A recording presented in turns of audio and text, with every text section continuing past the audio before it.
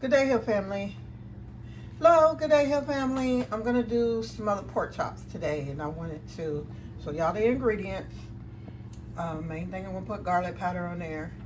It's garlic granules. I have the roasted garlic and herb. I'm gonna use a little lemon pepper, the adobo seasoning, and I have some of the very good garlic tabs because they have some extra seasoning in it. All right, so I've cleaned the pork chops. And in the bowl, I have some olive oil and some apple cider vinegar. So once I season them up really good, I'm going to dredge them in that. And then I'm going to coat them with flour. Put a little season, the same seasonings in the flour. And I'm going to fry the pork chops. So I've already cut up the green onions. This is a regular sweet onion, and this is fresh garlic. Remember, nothing replaces fresh chopped up garlic. So I chopped this up fine. The green peppers and the onions don't need to be chopped up fine because they're more for seasoning and taste than they are for eating. So once I get the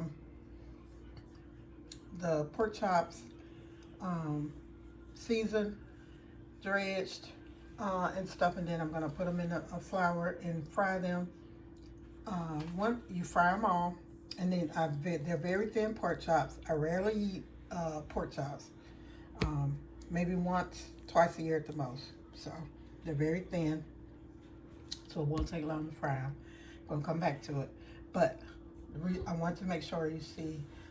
Also, I always wash. I know some people don't wash their meat, do whatever. Some people use limes, whatever you do. If you don't wash, at least some vinegar on it. You don't know what they do in these packing houses with this meat. Hello? Anyway, just make sure for your own safety. Okay, so, and then I'll bring you back in once I get it, all seasoned up and everything. Probably come back to the process when I'm frying it, and then I'm going to show you. This is already cut up for as I get ready to do the actual smothering. After I fried the pork chops, then you're going to smother it. That's when you're going to use the green peppers and the onion and the garlic in that. And then you already have flour. You don't have to keep adding flour. The flour is already going to come off of your fried pork chops to help make your gravy. And then you're just going to, you're going to get it boiling good, and then you're going to reduce the heat and let it cook slow. All right?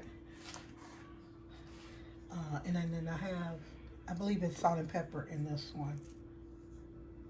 Yeah, salt, onion, spices, herbs. And it's all pepper in there. So you already have salt and pepper to take care of in the seasons that we have. All right, your family, hold on before we get to the next one. So they can hear. Hello, Hill family. Gonna do the smothered pork chop. As I said, I had already seasoned them up. I fried the last two.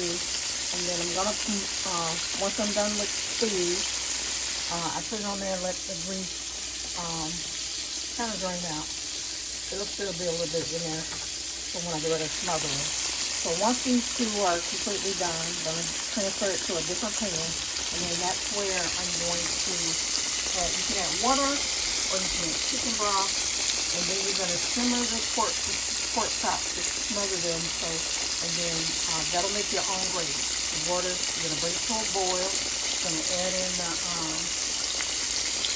bell peppers, the onion that I already chopped up, and the garlic. And I'm gonna add that back in. So look at the flavors all in there. It's already in the meat fried. And also, then it's just gonna ooze out into the gravy. As it produces the gravy. So these are almost done. I'm gonna take these out. And we're gonna get ready to finish it up. Smoked pork chops.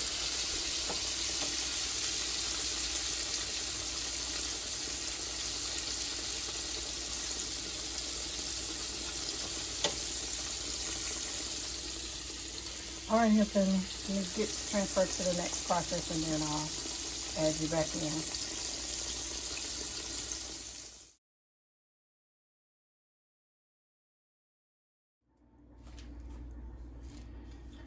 Okay, here, family.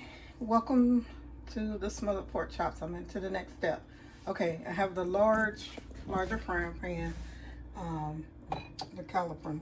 So I like that one because it's large. It's able to fit all the pork chops. There's 6 pork chops in there. Okay, so all your seasoning, of course, is already in your pork chops, your fried pork chops, and the seasoning is into the flour that they were coated in, and also on the actual pork chops. If you can marinate them, if you do, you don't need more than an hour or so. You don't have to. It's up to you. All right, and then so now I put in the chopped up garlic. Now you have the sliced green peppers in there, the onion. That's going to add more flavor to it as it coalesces, makes your gravy. So it's going to boil. I'm going to get to a good boil first, and then I'm going to put a top on it, and then I'm going to let it simmer down. And when it's boiling here, it's going to start breaking off some of the coating on the fried pork chops, and then that's going to go out into the water and form your gravy. And then of course you're going to use it and agitate and switch around. So you want to make sure that as it continues to cook and the gravy makes that, it gets all over everywhere. But that's going to be all the flavor you need. The seasonings I showed you first. Everything now is already done. All it's got to do is boil. Once it starts doing what it needs to do and softening up even the pork chops even more, so they're going to be good and tender. They're going to be to the point when you're in this that they're ready to fall off the bone in the gravy. And then you can of course put that gravy in on rice or whatever else that you want it on. But it's going to be delicious. Absolutely already smelling more than fantastic. So hold on, and I'll bring you back in for the next part. Good day, Hill family. We're here to the finished product for the smothered pork chops. As you can see, cooked down, so they're extremely tender. Gravy made itself. The onions and the bell pepper in there. You didn't have to add anything. You didn't have to add any more flour. It all just boiled down, and then it's on now. It's just simmering. So here's my plate. As I let you know, diabetic family, just know portion control it. I don't eat a whole lot of rice because it does kind of tend to spike my blood sugar. So that's less than probably half a cup. And just put some fruit there for garnish. Apples are always good to eat. And then there. And so when I was a little kid, I hated all that stuff. So, but this is the way that my mom made it. So this is the way I make it. So I grew to love them. The onions are now translucent in there, just in there boiling and making its own gravy. So everything turned out delicious for that. As you see, the onions are translucent. Bell peppers cooked down. They're good. And then also, it's my son's plate. So he's got 2 pork chops and gravy as well. And then the gravy is there. It can go on the rice.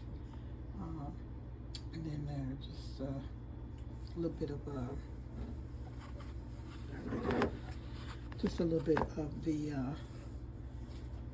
see, it's still warm. It's like it's bubbling, the gravy right there. So that's it. It's good. So I brought it to a boil. I let it cook good, maybe 10 minutes. Not quite 10 minutes. So it will boil so the pork chops get completely tender.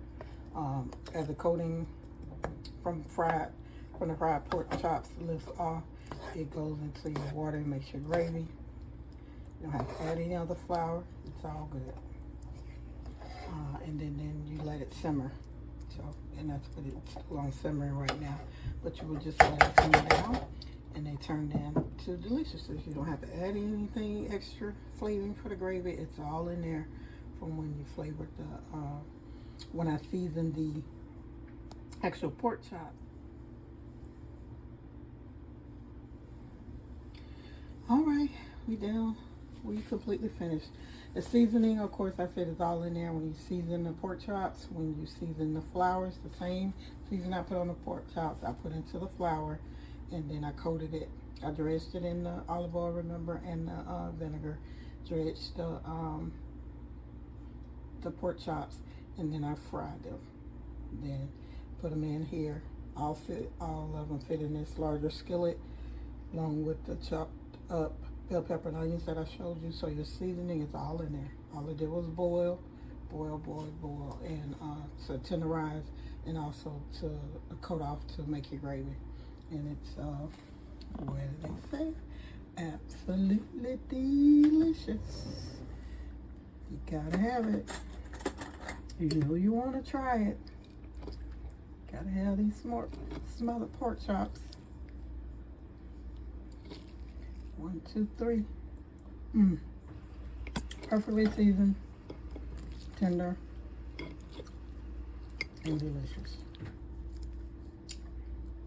You want the recipe? Go to @Heal with Nona Black TV. Thank you for watching.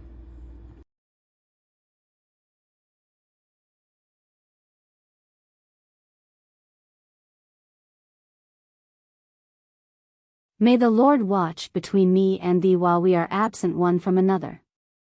Thank you for watching.